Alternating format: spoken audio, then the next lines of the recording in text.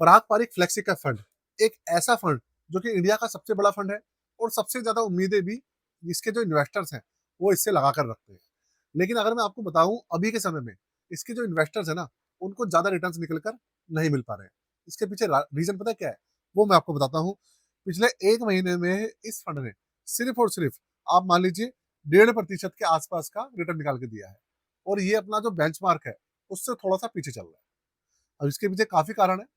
इसका कारण देखिए, इसका मतलब ये नहीं है कि फंड के अंदर कोई प्रॉब्लम आ गई है, फंड बेकार हो गया, ऐसा कुछ नहीं है। लगातार पराग पारिक म्यूचुअल फंड हाउस इसके ऊपर काम कर रहा है। अब उन्होंने करा क्या है कि इसका जो पोर्टफोलियो है उसके अंदर मेजर चेंजेस करे हैं। बहुत सारे ऐसे स्टॉक्स थे जो कि रिटर्न्स निकाल कर नहीं दे रहे थे, उनको बाहर का रास्ता दिखाकर इन्होंने कुछ नए स्टॉक्स शामिल करे हैं।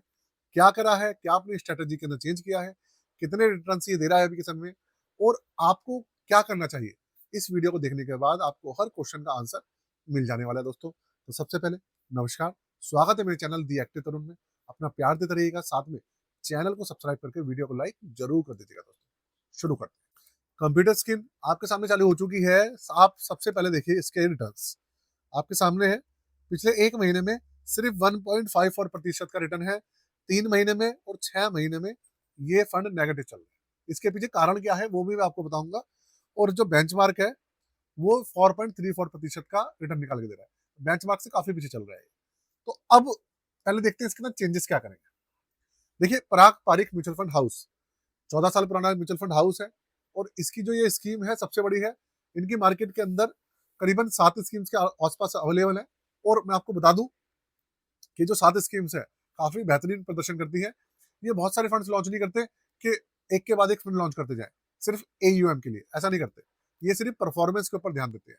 अब हो क्या रहा है, अगर आप देखें निफ्टी 500 रिटर्न्स निकाल के नहीं दे पा रहा है, निफ्टी 50 के बुरे हाल है, लार्ज कैप कंपनीज लगातार पिटती जा रही है।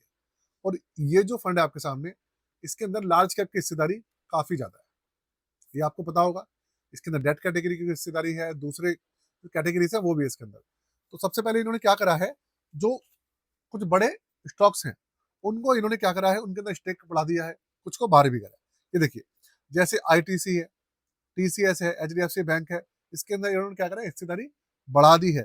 इसके अलावा इन्होंने कुछ और भी म्यूचुअल फंड और इस म्यूचुअल फंड के अंदर कुछ और भी स्टॉक्स है जिसके अंदर हिस्सेदारी इन्होंने बढ़ाई है। ये देखिए, टाटा कंसल्टेंसी है, एचडीएफसी बैंक हो गया, इसके अंदर हिस्सेदारी जो इन्होंने बढ़ा दी है।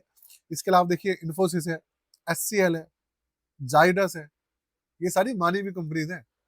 कोई हेल्थ केयर सेक्टर की है, कोई आईटी सेक्टर है, कोई बैंक है, कोई आप समझ लीजिए हेल्थ केयर की सबसे बड़ी कंपनी है, कोई आईटी सेक्टर की सबसे बड़ी कंपनी है, कोई सबसे बड़ा बैंक है प्राइवेट सेक्टर का।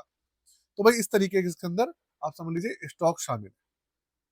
तो अब हो क्या रहा है, इन्होंने दो ऐसे भी स्टॉक्स हैं जिनके अंदर इन्होंने हिस्सेदारी घटाई है। कौन सा है? कोल इंडिया और पावर ग्रिड, जो पावर सेक्टर के स्टॉक्स हैं उनके अंदर हिस्सेदारी इन्होंने बढ़ाई है, घटाई है। तो ये मेजर चेंजेस इन्होंने करे हैं। रीजन क्या है? रीजन वही है जिससे कि रिटर्न्स निकल कर आ पाए। अब इस फंड के अंदर एक प्रॉब्लम है। प्रॉब्लम क्या है वो मैं आपको बताता हूँ। एक्चुअली में फंड की प्रॉब्लम नहीं है, फंड कर नहीं सकता, ये अथॉरिटी नहीं है उसके बाद समझ लीजिए, या ऑप्शन नहीं है वो उसकी, ये उसकी ना एक तरीके से, ये एक तरीके से उसकी लिमिटेशन है इस फंड की। वो क्या है आपको बताता हूँ।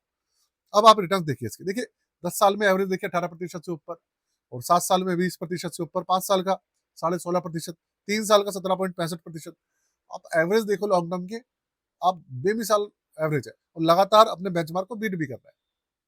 अब आप इसका पोर्टफोलियो देखिए, पोर्टफोलियो देखेंगे तो आपको आइडिया लगेगा कि कहानी चल क्या रही है।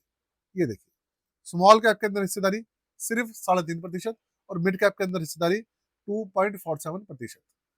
मतलब 3, 3.5 और 2.5, सिर्फ और सिर्फ 6% की हिस्सेदारी है मिड कैप और स्मॉल कैप। अभी के समय में निफ्टी 50 पिटी पड़ी है, आपको पता है। और जो हमारा निफ्टी 50 है 24,300 200 पॉइंट्स के आसपास घूम रहा है। लेकिन इसके उलट जो स्मॉल कैप स्टॉक्स हैं, मिड कैप स्टॉक्स हैं, उनके तो तेजी है, वो चल रहे हैं, दौड़ रहे हैं। लार्ज कैप नहीं चल रहा। ये रहा है क्योंकि लार्ज कैप नहीं चल रहा है, और स्मॉल कैप और मिड कैप के अंदर ज्यादा हिस्सेदारी ये बढ़ा नहीं सकते क्योंकि बहुत बड़ा फंड है ये। इसलिए इसका एयूएम बहुत ज्यादा बड़ा हो चुका है, इसलिए इसके अंदर ज्यादा हिस्सेदारी ये नहीं बढ़ा सकते। इसलिए जो इसके जो रिटर्न्स हैं वो आपको थोड़े कम दिख रहे हैं। ये रीजन है इसके पीछे। अगर ये स्मॉल कैप और मिड कैप के अंदर हिस्सेदारी बढ़ा देंगे तो रिटर्न्स अपने आप अच्छे से निकलने शुरू हो जाएंगे। ये लगे हुए हैं उन सब चीजों में, ऐसी बात नहीं है नहीं लगे हुए हैं। अब आप देखो, सिर्फ 77% की हिस्सेदारी इक्विटी के अंदर है और 13-13.5% डेट कैटेगरी भी है इसके अंदर। इसके अंदर रियल एस्टेट भी है 4.25%। इसके अंदर 5.5% कैश भी है। आप डाइवर्सिफिकेशन तो देखो ना यार, कितना ज्यादा है। तो ये कुछ रीजंस है जिसकी वजह से ये फंड जो है अभी फंसा हुआ है। अब इसके जो इन्वेस्टर्स है, मतलब आप और हम, उनको क्या करने की जरूरत, उनको क्या करना चाहिए, उनको मतलब किस तरीके से टेंशन लेनी है नहीं लेनी है, उनको करना क्या है वो मैं आपको बताता हूँ। देखिए ऐसा है कि पहली बात, एक साल में पॉजिटिव है और बेंचमार्क से कोई बहुत ज्यादा नीचे तो है नहीं, बेंचमार्क के आसपास ही चल रहा है। तो उस तरीके से टेंशन लेने की जरूरत नहीं है, ठीक है। ज्यादा सोचने की जरूरत नहीं है। फंड के अंदर टेक्निकली कोई प्रॉब्लम नहीं है, ना तो फंड मैनेजर में कोई चेंज हुआ है, ना तो कोई म्यूचुअल फंड हाउस में कोई चेंज हुआ है, ना इनके ऊपर कोई रेट पड़ी है। टेक्निकल नहीं, कुछ भी प्रॉब्लम नहीं है। सिर्फ और सिर्फ जो रीजन में था, जेन्युइन रीजन था, वो मैंने आपको बता दिया है। उसमें ये काम कर रहे हैं, पोर्टफोलियो के अंदर और चेंजेस कर रहे हैं और बहुत जल्दी जैसे ही मार्केट थोड़ी और चलेगी, खासकर अगर लार्ज कैप चल गया, तो ये फंड एकदम से रिटर्न्स आपको निकाल कर दे देगा। और जो आप लोगों की दिक्कत परेशानी है, आप लोगों की जो इससे कमियां हैं, जो शिकायत है, वो सारी दूर हो जाएगी। तो इसलिए आप लोगों को ज्यादा टेंशन लेने की जरूरत नहीं है दोस्तों। बस मैं आपसे यही कहना चाहता हूँ, जैसे जो चल रहा है चलने दीजिए, कुछ अपनी तरफ से एक्स्ट्रा कुछ करने की जरूरत नहीं है, ठीक है।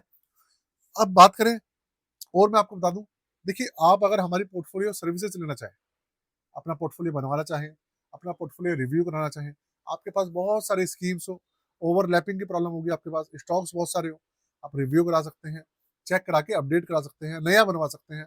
बहुत सारी चीजें दोस्तों, सारी चीजें यहाँ पे मेंशन है। Stock portfolio, mutual fund, ETF, charges है 999, व्हाट्सएप नंबर यहाँ पे मेंशन है और डिस्क्रिप्शन के अंदर सारी डिटेल्स मेंशन है दोस्तों, आप हमसे जुड़ सकते हैं, ठीक है। तो वीडियो को यही खत्म करते हैं आज के लिए दोस्तों। जय हिंद, वंदे मातरम।